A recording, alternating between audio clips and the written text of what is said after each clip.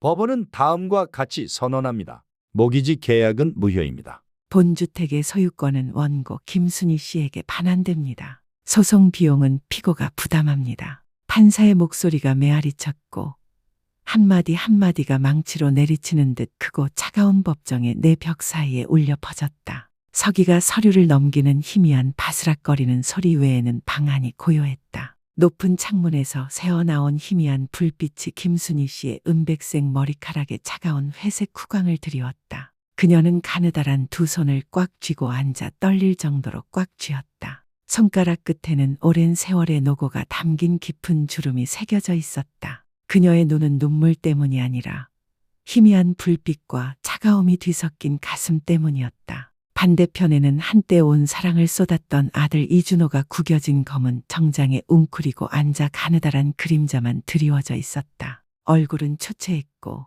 눈은 붉게 충혈되어 있었으며 머리카락은 헝클어져 있었다. 그는 고개를 숙인 채 앉아 있었고 마치 자신이 만들어낸 어둠 속으로 도피하려는 듯 어깨가 살짝 떨리고 있었다. 그때 갑자기 준호가 벌떡 일어섰다. 그의 목소리가 숨막힐 듯한 침묵 속에 울려 퍼졌다. 엄마, 그러지 마세요. 제가 잘못했어요. 제가 그럴 의도는 없었어요. 저를 이 지경까지 몰아붙이지 마세요. 저는 당신의 아들이에요. 그의 목소리는 마치 북적이는 시장에서 길을 잃은 아이의 목소리처럼 힘없이 울려 퍼졌다. 그 말만으로는 일어난 일을 되돌릴 수 없었다. 어머니를 다시 그의 품으로 데려오기에는 역부족이었다. 법원 경찰들이 거칠게 나서지는 않았지만 단호하게 나섰다. 그들은 그의 어깨를 부드럽게 잡고 조용히 하라고 했다. 준호는 눈물을 흘리며 버둥거렸다. 마치 더 이상 존재하지 않는 무언가.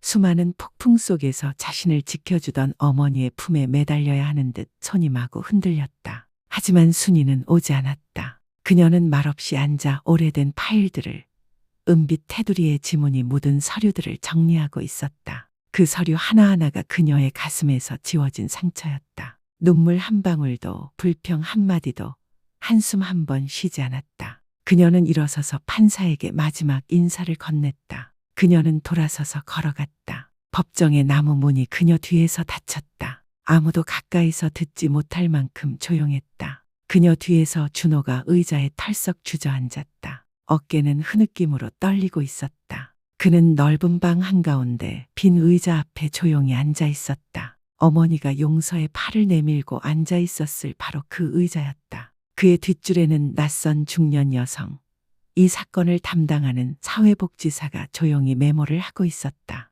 그녀의 눈은 준호를 그리고 순이를 바라보았고 뭐라고 형언하기 어려운 고통이 그녀의 가슴 속에 솟아올랐다. 심리가 끝나자 사회복지사는 재빨리 나가 순이를 쫓아갔다. 그녀는 나지막이 소리쳤다. 김 씨, 죄송합니다. 저는 사회복지사 박혜진입니다. 필요하시면 임시 숙소나 다른 법률 서비스를 연결해 드릴 수 있습니다. 순이 부인은 잠시 말을 멈추고 피곤하지만 흔들리지 않는 눈빛으로 낯선 여자를 바라보았다. 고맙습니다. 저는 조금의 평화만 필요합니다. 이제 제 발로 일어서기만 하면 됩니다. 혜진은 희미한 햇살 속으로 사라지는 그녀의 모습을 바라보며 속으로 한숨을 쉬었다. 온 마음을 다해 사랑했던 어머니, 이제 이 넓은 세상에 오직 자신만 남았습니다. 법원 계단으로 나서자 차가운 바람이 낡은 모직 코트를 스쳐 지나갔다. 순이 부인은 옅은 회색빛 하늘을 올려다보았다. 그녀의 숨결은 가느다란 연기로 변의 바람에 금세 사라졌다. 지붕을 되찾았지만 더 중요한 건 제 자신을 되찾았다는 겁니다. 돌계단을 한 걸음 내디딜 때마다 가슴 깊이 묻힌 모든 고난, 긴밤, 고통을 내려놓는 듯했다. 그녀는 뒤돌아보지 않았다. 뒤돌아볼 필요도 없었다. 그녀는 알고 있었다. 그 법원 문 뒤에는 붙잡을 만한 것이 아무것도 없다는 것을. 3월 어느 날 오후 부엌 창문으로 차가운 바람이 불어들어왔다. 방금 멈춘 비 오는 밤에 축축한 냄새가 실려 있었다. 작은 부엌에서 김순희 씨는 간소한 미역 두부국이 담긴 냄비를 조용히 저어주었다. 그 옆에는 방금 데운 차가운 밥이 놓여 있었다. 점심은 여느 날과 다름없이 소박하고 검소하며 외로웠다. 갑자기 초인종이 울렸다. 냄비 뚜껑이 덜컹거리는 소리를 깨뜨리며 급하게 울렸다. 국자를 손에 든 채 멍하니 있던 그녀는 깜짝 놀랐다. 물 빠진 앞치마 위로 국자 몇 방울이 떨어졌다. 그녀는 재빨리 손을 닦으며 약간 불안한 마음을 드러냈다. 이 시간에 누가 와 있나요? 그녀는 문을 열려고 밖으로 나갔다. 그녀 앞에는 간소한 검은 정장을 입은 젊은 남자가 손에 줄을 들고 있었다. 그의 눈은 걱정으로 가득했고 얼굴은 낯설었지만 정중했다. 여보세요. 김순희 부인 댁이신가요? 그녀는 고개를 끄덕이며 불안감을 감추지 못했다. 대한부동산입니다. 이 집 담보대출에 대한 공증된 어음과 납부 통지서입니다. 주변의 모든 소리가 잦아드는 듯했다. 떨리는 손으로 파일을 받아들고 거친 숨을 몰아쉬었다. 설마 빌린 건 없는데. 직원은 그저 고개만 숙인 채 아무 말 없이 있었다. 파일을 열자 빽빽한 글씨에 눈이 어지러웠다. 그때 무표정한 글씨들 사이로 굵은 글씨가 또렷하게 보였다. 부동산 담보대출 연체. 대출인 이준호. 이름은 마치 벼락 같았다. 피눈물로 키운 사랑하는 아이가 그녀에게 아무 말 없이 이 집을 걸었다. 그녀는 뒤로 물러나 문을 두드렸고 종이는 차가운 계단 위로 떨어졌다. 그녀는 웅크리고 앉아 마치 더 이상 보면 진실이 바뀌는 것처럼 글자들을 응시했다. 하지만 아니었다. 진실은 여전히 차갑고 날카로웠다. 지나가던 이웃 한 명이 걱정스러운 듯 멈춰섰다. 김 부인, 왜 그러세요? 정말 집안에 빚이 많으신가요? 도움이 필요하신가요? 순이 부인은 대답하려고 입을 열었지만 목이 메었다. 아니, 더 할 말이 없는 건지도 몰랐다. 차가운 바람이 낡은 코트를 스쳐 지나가 얼굴을 때리고 먼지와 축축한 흙먼지를 날려보내며 마치 이게 진실이야. 도망칠 수 없어. 라고 일깨워주는 듯했다. 그날 밤 그녀는 창가에 앉아 있었다. 찢어진 커튼 사이로 희미한 달빛이 스며들어 테이블 위 빛 증서를 비추고 있었다. 굳은 살이 박힌 손으로 이준호라는 이름을 어루만지며 가슴이 아팠다. 오랜 세월 오직 이 이름만을 위해 살아왔는데 이제 그 대가로 이 씁쓸함만 남았다. 그녀는 회상했다. 1년 전 준호는 종이 한 뭉치를 직접 가져왔다. 그의 눈빛은 부드러웠고 말은 달콤했다. 엄마, 제 대신 서명해 주세요. 커피숍을 열기 위해 돈을 빌리는 위임장일 뿐이에요. 걱정 마세요. 집은 여전히 당신 거예요. 맹세해요. 절대 당신을 괴롭히지 않을 거예요. 그녀는 회의적이었다. 그녀는 계속해서 물었다. 정말이에요. 위험한 서류는 아니잖아요. 준호는 그녀의 어깨에 팔을 두르고 부드럽게 미소 지었다. 엄마, 저를 믿으세요. 그냥 일시적인 거예요. 그녀는 그렇게 했다. 아들의 눈을 믿고 그의 포옹을 믿었다. 이제 그녀는 지붕 위에 걸려있는 판결문에 직접 서명했다. 한밤중 그녀가 아직 채무 서류 옆에 조용히 앉아있는데 전화가 울렸다. 모르는 번호였다. 그녀는 잠시 망설이다가 전화를 받았다. 여보세요, 김순희 씨 맞죠? 대한은행 담당자입니다. 채권 추심 통지서를 보내드리기 위해 주소 확인을 위해 전화드렸습니다. 갚지 않으시면 60일 이내에 집이 압류될 것입니다. 그녀의 목소리가 잦아들었다. 저는 아무것도 빌리지 않았어요. 상대방이 차갑게 대답했다. 대출 서류에 서명하셨잖아요. 모든 절차는 정상적으로 진행되었습니다. 죄송하지만 그 외에는 아무것도 해드릴 수 없습니다.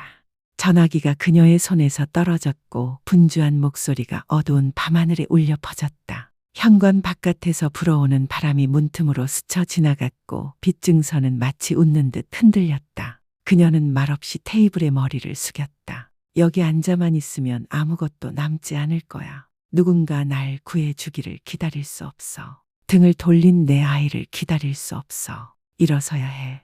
나 자신을 위해서. 그리고 인생에서 가장 긴 밤을 보내며 그녀는 결심했다. 그가 종이 한 장으로 날 빚더미에 빠뜨릴 수 있다면 모든 것을 되찾기 위해 또 다른 종이를 찾아야겠어. 복수를 위해서가 아니야. 마지막 자존심을 지키기 위해서지. 그날 밤 김순희의 작은 빌린 방은 어둠으로 가득했고 세월의 먼지가 묻은 낡은 커튼 사이로 희미한 달빛만이 비치고 있었다. 차가운 바람이 불어와 탁자 위에 빛 어음이 흔들리며 희미하게 바스락거리는 소리를 냈다. 그녀는 그곳에 앉아 말없이 종이를 바라보았다. 이준호라는 이름이 그녀의 가슴 깊숙이 칼날처럼 새겨져 있었다. 굳은 살이 박힌 그녀의 손이 살짝 떨리며 바랜 종이 가장자리를 살며시 어루만졌다. 마치 혈관을 갉아먹는 보이지 않는 고통을 달래려는 듯 그녀는 울음을 멈췄다. 오늘 밤 그녀의 눈물은 이미 바닥났다. 남은 것은 공허함, 온 마음을 다해 키운 아이에게 절망의 구렁텅이로 내몰린 어머니의 충격뿐이었다. 갑자기 문 두드리는 소리가 들렸다. 그녀는 깜짝 놀랐다. 이 시간에 누가 올까? 그녀는 문을 열려고 앞으로 나섰다. 마치 돌멩이를 옮긴 듯 무거운 다리였다. 그녀 앞에는 40대쯤 되어 보이는 여자가 서 있었다. 친절한 얼굴에 머리를 묶은 채 간소한 주민센터 유니폼을 입고 있었다. 손에는 종이봉투가 들려 있었고 걱정스러운 표정이었다. 안녕하세요. 저는 이 구역에서 사회복지사로 일하고 있는 최미영입니다. 황 선생님께서 선생님 이야기를 해주셨어요. 걱정돼서 찾아왔습니다. 괜찮으세요? 순희 선생님은 억지로 미소를 지었다. 감사합니다. 저 아직 살아 있습니다. 미영이 들어와 종이봉투를 테이블 위에 내려놓았다. 따뜻한 죽을 가져왔어요. 배 좀 녹이시라고요. 그리고 괜찮으시다면 솔직히 말씀드리죠. 혼자 고생하지 마세요.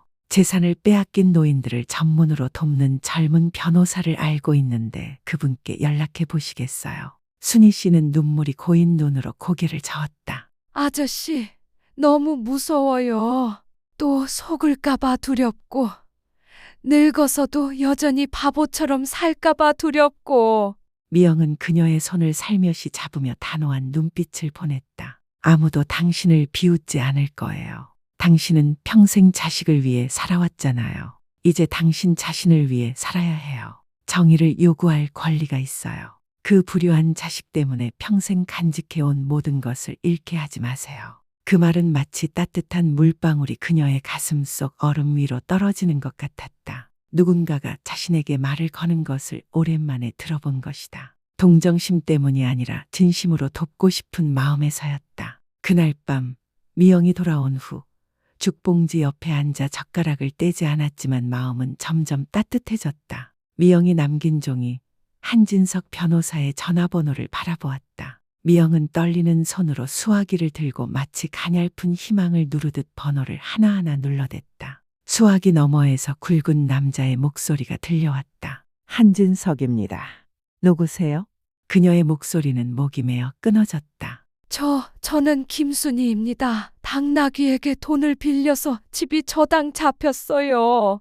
법은 모르지만 배신당했다는 건 알아요. 도와주시겠어요? 복수하려는 게 아니에요. 여전히 사람답게 살 수 있게 해달라고 부탁하는 거예요. 하는 잠시 침묵했지만 곧 단호한 목소리로 말했다. 걱정 마세요. 사소한 일이라도 도와드릴게요. 믿어주세요. 그날부터 그녀는 증거를 모으기 시작했다. 전기세, 수도세, 주택 세금 고지서가 여전히 그녀의 이름으로 되어 있었다. 집 사진, 낡은 기와지붕, 준호가 어렸을 때 해먹을 걸었던 마당 구석, 아들이 보낸 문자 메시지. 엄마, 걱정하지 마세요. 집은 여전히 엄마 거예요. 미영은 매일 음식을 가져다 주며 물었다. 오늘 어떠세요? 밥 먹는 거 잊지 마세요. 싸우려면 힘이 필요해요. 옛 이웃 황 씨도 물냉이 한 줌을 들고 찾아왔다. 힘드시겠지만 밥 먹고 힘 좀 내세요. 당신 인생 너무 고달프니까 더 이상 자책하지 마세요. 밤마다 어둑한 노란 불빛 아래 서류 정리를 하며 밤을 지새웠다. 마음은 무거웠지만 눈은 점점 밝아졌다. 자존심의 불꽃은 조용히 그러나 꺼지지 않고 타올랐다. 한 번은 미영이 황 씨의 손을 잡고 속삭였다. 할머니, 너무 피곤하시면 저랑 같이 변호사 만나러 가도 될까요?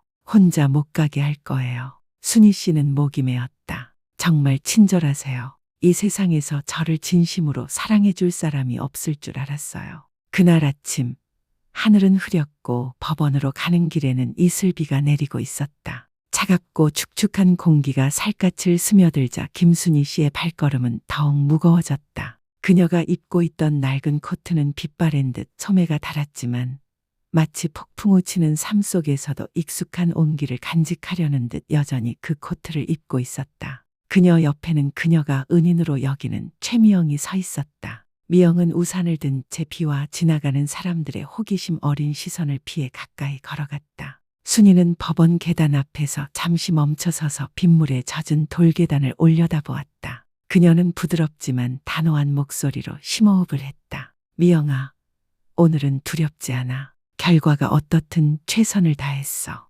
미영은 아무 말도 없이 미영의 손을 가볍게 잡았지만 눈은 감탄으로 빛났다. 두 사람이 커다란 문을 들어서자 뒤에서 여자의 목소리가 들려 순이는 어리둥절했다. 너 잠깐만. 순이는 뒤돌아보았다. 머리카락을 뒤로 묶은 날씬한 여자, 당황한 표정이었다. 아들 준호의 전처, 윤슬기였다. 슬기의 얼굴은 창백했고 빗속을 뛰어다녀 숨이 가빠왔다. 갑작스럽게 말해서 미안합니다. 그런데 오늘 재판 소식을 들었어요. 더 이상 침묵할 수 없어요. 말씀드리고 싶은 게 있어요. 전에도 준호를 만류하려고 했어요. 돈 빌리지 말라고. 어머니 집을 담보로 잡지 말라고 간곡히 부탁했어요. 하지만 결국 그를 붙잡아 둘 수 없었어요. 순이의 눈빛이 부드러워지고 오래도록 품고 있던 분노가 순식간에 사라진 듯했다. 슬기 역시 아들의 실명과 실수의 희생자였다는 것을 깨달았다. 그녀는 한숨을 쉬며 쉰 목소리로 말했다. 사과할 필요 없어요. 잘못한 건 당신이 아니라 그 사람이니까요. 걱정하지 마세요. 슬기는 목이 메었다. 증언이 필요하다면 저는 준비됐어요. 다시는 침묵하고 싶지 않아요. 순이는 그저 고개를 끄덕이며 애정 어린 눈빛을 보내고는 돌아서서 걸어갔다. 법정은 차가웠고 희미한 흰 불빛은 그녀의 늙은 얼굴을 더욱 초췌하게 만들었다. 그녀는 한진석 변호사 옆에 앉았다. 두 손으로 코트 자락을 꽉 쥐고 손가락은 마치 온 힘을 쏟아붓고 싶은 듯 천을 파고들었다. 맞은편에는 준호가 고개를 숙인 채 앉아 있었다. 얼굴은 초췌했고 머리는 헝클어져 있었으며 정장은 마치 자신의 누더기 자존심처럼 구겨져 있었다. 한 변호사가 일어섰다. 그의 목소리는 따뜻하면서도 단호했다. 존경하는 재판장님, 또 다른 중요한 증인을 소개하고자 합니다. 피고인 이준호의 전처, 윤슬기 씨입니다. 증인은 진실을 밝히기 위해 자발적으로 왔습니다. 방청석의 분위기는 긴장감으로 가득했다. 모든 시선이 증인석으로 나선 슬기에게 쏠렸다. 목소리는 살짝 떨렸지만 눈빛은 단호했다. 준호 씨가 저와 어머니에게 이 집에는 절대 손대지 않겠다고 약속한 적이 있습니다. 그런데 몰래 대출 서류에 서명하고 어머니 집을 담보로 잡았습니다. 그만하라고 애원했지만 어쩔 수 없었습니다. 제 증언은 전적으로 정직하며 저는 책임을 질 준비가 되어 있습니다. 그 순간 준호 씨는 어깨를 심하게 떨며 주저앉았다. 그는 고개를 들어 누구에게도 시선을 돌리지 않고 마치 흐느낌을 참는 듯 숨을 헐떡일 뿐이었다. 판사는 서류를 꼼꼼히 살펴보더니 한마디 한마디가 마치 모처럼 또렷하게 말했다. 주택담보대출 계약이 불분명한 상황에서 체결되었다는 점을 고려하여 원고에게 권리와 의무에 대한 충분한 설명이 제공되지 않았습니다. 증인은 피고의 사기 의도를 확인했습니다. 법원은 다음과 같이 판결했습니다. 계약은 무효입니다. 주택 소유권은 김순희 씨에게 반환됩니다. 모든 소송 비용은 피고가 부담합니다. 법정은 완전히 고요해졌습니다. 박수 소리도 한숨 소리도 들리지 않았습니다. 오직 법원 서기가 서류를 넘기는 소리와 밖에서 빗소리만이 들릴 뿐이었습니다. 순희 씨는 일어서서 배심원들 앞에 고개를 숙였습니다. 눈물 한 방울도 흘리지 않았습니다. 기쁨에 찬 미소 한 번 짓지 않았습니다.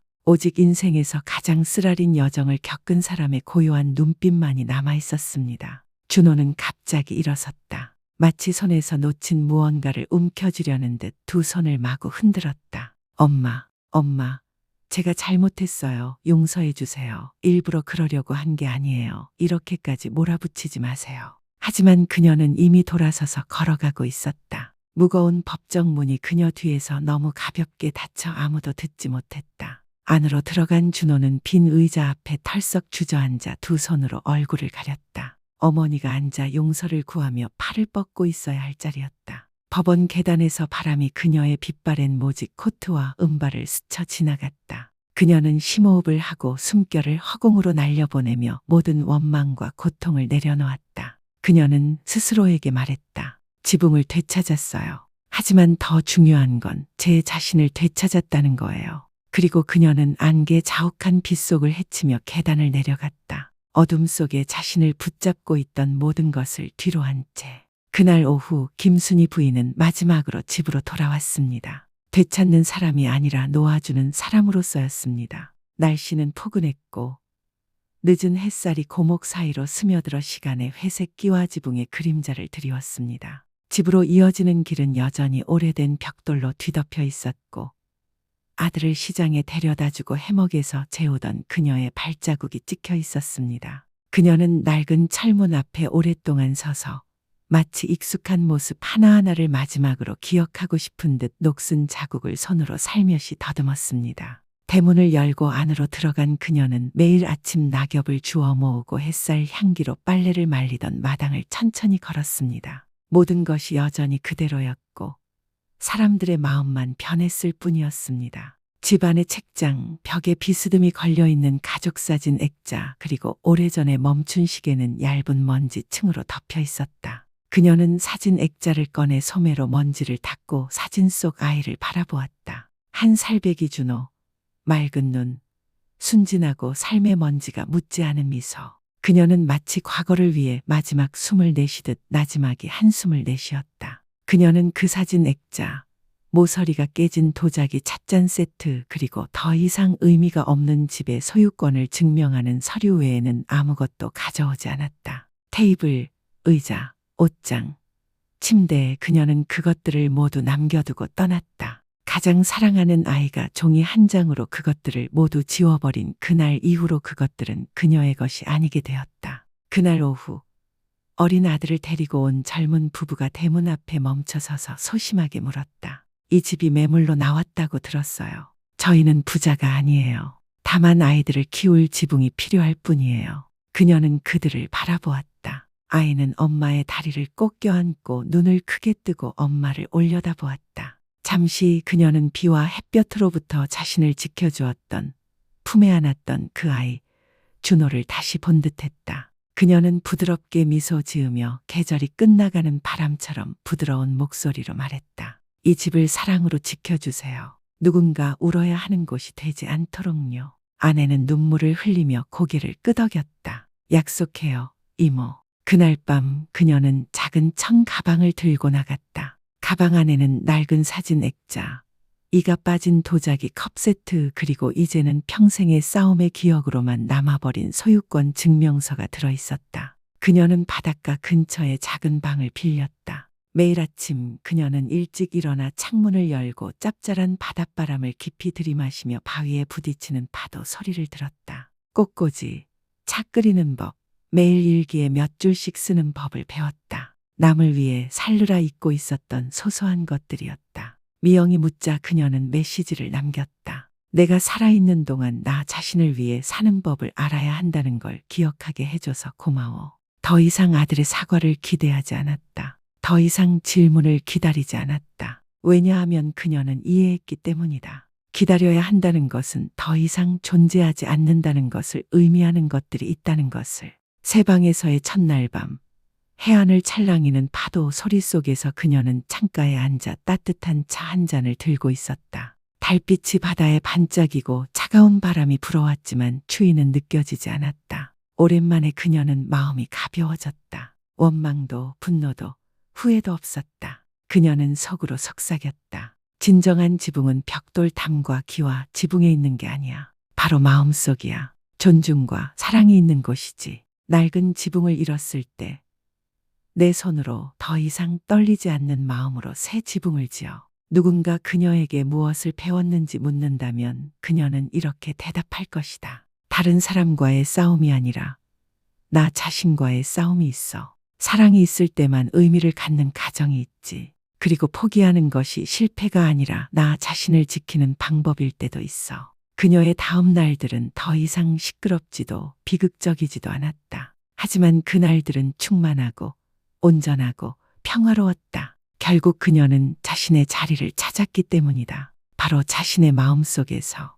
대화는 느리고 조용하며 파도 소리 속에 울려 퍼진다. 만약 집이 더 이상 사랑을 담을 수 없다면 그건 그저 내게의 차가운 벽일 뿐이야. 마음이 외면한 누군가를 영원히 기다린다면 그 마음은 어둠 속에 스스로를 가두는 것일 뿐이야. 나는 그 집을 잃었어. 내 전부라고 생각했던 아이를 잃었지. 하지만 나는 다시 나 자신을 찾았어. 평화 속에서, 자존감 속에서 더 이상 떨지 않는 이 손 안에서. 그리고 나는 알아. 엄마는 희망을 멈출 수도 기다림을 멈출 수도 있어. 하지만 엄마는 혼자 살아갈 만큼 강인함을 결코 잃지 않아.